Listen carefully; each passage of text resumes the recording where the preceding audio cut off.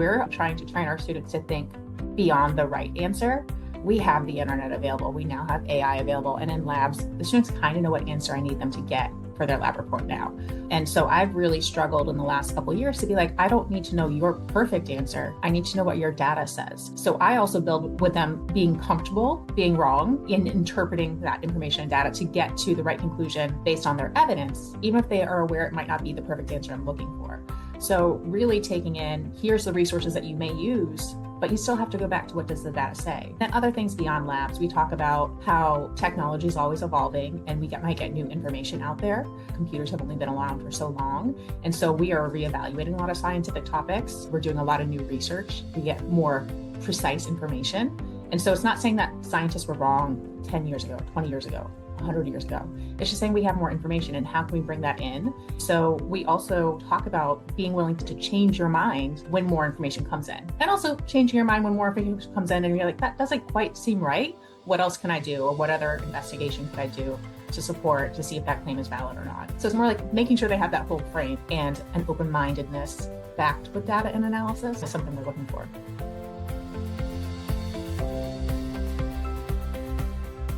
When I think about AI, I think about automation. It can do all of these things, but it can't have the discernment.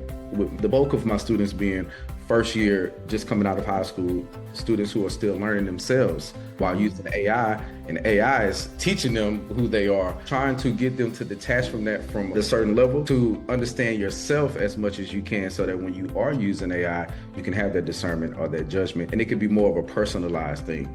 I have a plethora of international students. Some students, English may not be your first language, so AI could help with writing, but don't ask AI to write it for you. You can write a paragraph and you can have it help you with adjustments such as punctuality, such as tone. So just helping them with understanding, in short though, yourself.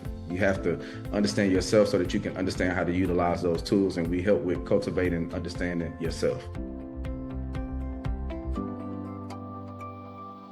I really try to design the assignments and the curriculum around students being able to pursue independent avenues of interest, right? So even if there's a core content that we want to make sure students understand, our core skills, the class was primarily focused around having students identify an issue or a question or a topic that they wanted to explore further. So we actually did use generative AI. One of the things that generative AI technology is good at is generating lots of information, right? Like a day in class where we'd say, give me 500 topics within gender and culture, and it will, right? So then students can be like, wow, all right, like women pirates, interesting. I didn't think about that topic. Things that give them some ideas about the scope, as well as being able to make choices of what's interesting to them, is helping students understand that generative AI isn't an answer to something. You can use it to help you even think of questions or understand the full scope of something, rather than narrowing and giving you the one right answer.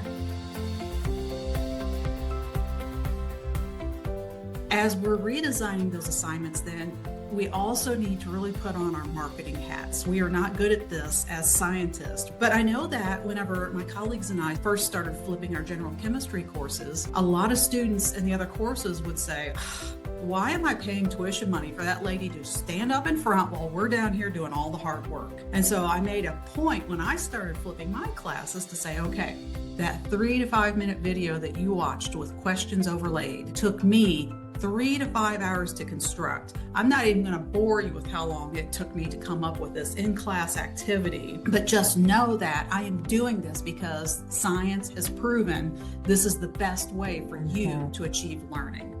And it took constant reminding, though, always selling the approach and explaining why it was better for them, and that's why I persisted with it. All that being said, I think as scientists, we also have a hard time with moving from a product-based approach to a process-based assignment design, where we're trying to design specific experiences so that students have the ability to surface their thinking and their process, so we can grade on that instead of that final product, which is so easy to outsource to AI.